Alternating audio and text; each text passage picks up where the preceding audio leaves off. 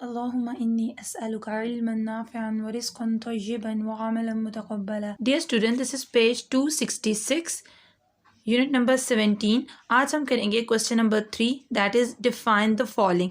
इसमें आपके पास स्टूडेंट्स आ जाता है incentre, circumcentre, orthocentre, centroid and point of concurrency. Okay, इसकी जो डेफिनेशंस हैं वो आपके बिल्कुल बुक के नेक्स्ट पेज पे अवेलेबल हैं. स्टूडेंट आप इनको इसी तरह से मार्क कर लीजिए. पहले this is point of concurrency, incentre, circumcentre, orthocentre. और स्टूडेंट जो सेंट्रॉइड है उसकी डेफिनेशन मौजूद नहीं है तो पहले वो आप जल्दी से लिख लीजिए. Centroid, the point of concurrency of three medians is called centroid. Video को पॉज कीजिए और इसको नोट डाउन कर लीजिए. सबसे पहले हम देखते हैं पॉइंट ऑफ कंकरेंसी की डेफिनेशन. 3 और मोर देन 3 लाइन्स, 3 या 3 से ज़्यादा लाइनें are said to be concurrent. उन्हें कहा जा सकता है कि वो कंकरेंट हैं if these pass through the same point, अगर वो सब की सब एक सेम पॉइंट में से गुजरें. And that point is called the point of concurrency, और उस खास पॉइंट को हम पॉइंट ऑफ कंकरेंसी कहेंगे.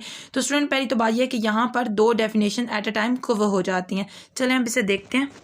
ये देखिए स्टूडेंट, आपके पास फॉर एग्जांपल एक ये लाइन है, ठीक है, एक आपके पास ये लाइन है, ओके, एंड देन आपके पास ये है थर्ड लाइन. ठीक हो गया. और this not very good line but okay. तो ये जिस पॉइंट पे ये तीनों लाइंस मीट कर रही हैं, ये point, this point is called point of concurrency of 3 lines. ठीक है, तो लाइंस जो है वो 3 से ज़्यादा भी हो सकती हैं, ऐसी 4 लाइंस भी हो सकती हैं. आप एक और लाइन ड्रॉ कर दें जो इसी पॉइंट में से गुजरे. So this point is called point of concurrency of 3 और मोर देन 3 लाइन्स. अब देखिए, 3 or more than 3 lines are said to be concurrent if these pass through the same point. In lines को हम क्या कहेंगे? ये जो 1 2 3 4 मैंने लाइंस ड्रॉ की, इनको मैं कहूँगी कि these are concurrent lines. ठीक है, लाइंस क्या है? concurrent है. ओके, और जो जिस पॉइंट पर वो मीट करती हैं, and that point is called point of concurrency. Okay, तो ये आपके पास डेफिनेशन होगी. नेक्स्ट स्टूडेंट आपके पास है द पॉइंट. अब हम करेंगे इन सेंटर की डेफिनेशन.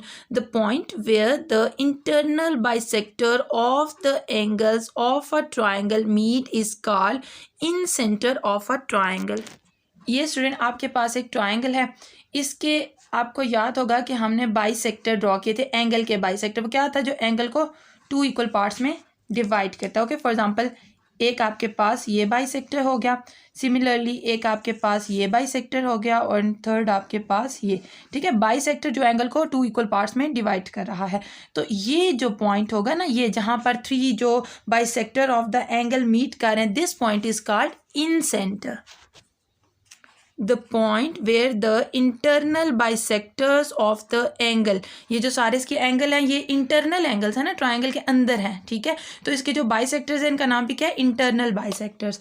तो internal bisector of the angles of a triangle meet, जहाँ पर तीनों बाइसेक्टर मीट करते हैं, उस पॉइंट को हम क्या कहते हैं? Is called incentre of the triangle. अब बात है circum centre. Circum centre of a triangle means the point of concurrency of 3 perpendicular bisector of the sides of the triangle. Student अगर आपके पास ये ट्राइंगल है तो आपको याद है परपेंडिकुलर बाइसेक्टर्स क्या थे? वो जो हम ऐसे करके आर्क्स लगा के तो क्या करते थे?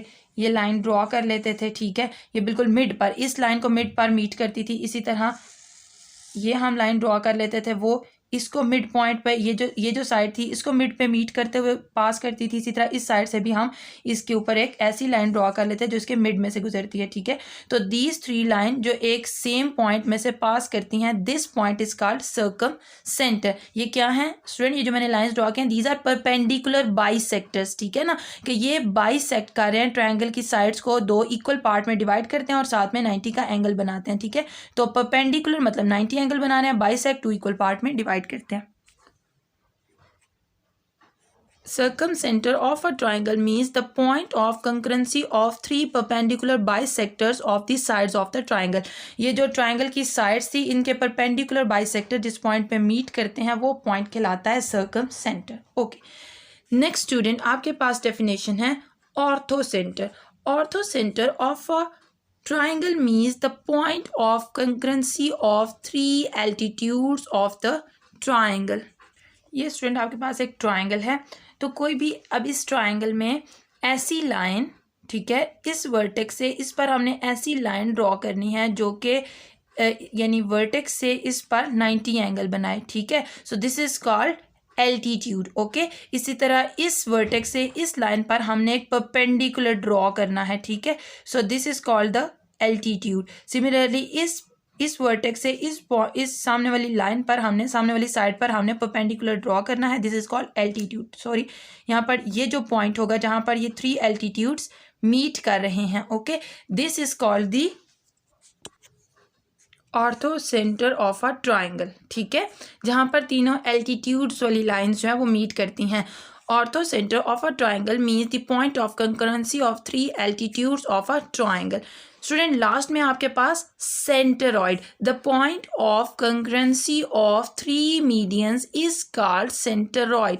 मीडियंस क्या थे स्टूडेंट? ये आपके पास ट्राइंगल है. मीडियन क्या होते हैं? जो इस साइड के मिड पॉइंट को सामने वाले वर्टेक्स से ज्वाइन करते हैं. ठीक है स्टूडेंट, एल्टीट्यूड और मीडियन में थोड़ा सा डिफरेंस होता है. मीडियन जो है वो मिड पॉइंट को ऑपोजिट वर्टेक्स से ज्वाइन करते हैं. ठीक है, मिड पॉइंट को, सामने वाली साइड के मिड पॉइंट को इस वर्टेक्स से ज्वाइन करते हैं. ठीक है, इसी तरह यहाँ से मिड पॉइंट को, इसी तरह यहाँ से मिड पॉइंट को. ओके, लेकिन जो आपके पास एल्टीट्यूड्स होते हैं वो सामने वाली साइड से ऐसी लाइन ड्रॉ की जाती है जो 90 एंगल बनाती है. यहाँ पर एंगल 90 होना ज़रूरी नहीं है, ये एंगल 90 नहीं है. ठीक है, लेकिन यहाँ पर एंगल का 90 होना ज़रूरी है. So this is called medians. Okay, तो मीडियंस की जो पॉइंट ऑफ कंकरेंसी है, this is called centroid. Okay students, अल्लाह हाफिज़.